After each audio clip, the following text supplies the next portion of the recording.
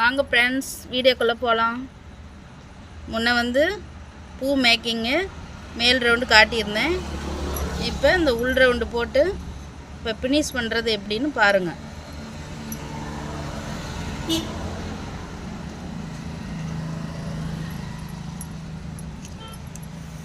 இந்த மாதிரி போட்டு எடுத்துக்கணும்.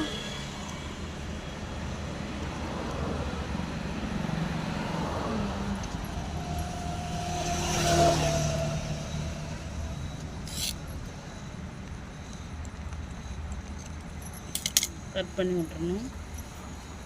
இந்த அப்படியே எடுத்திங்கன்னா உங்களுக்கு பூ கிடைக்கும். இல்லை ப்ளவுஸ் ஸ்டிச் பண்ணுறவங்களுக்கு இது ரொம்ப யூஸ்ஃபுல்லாக இருக்கும்.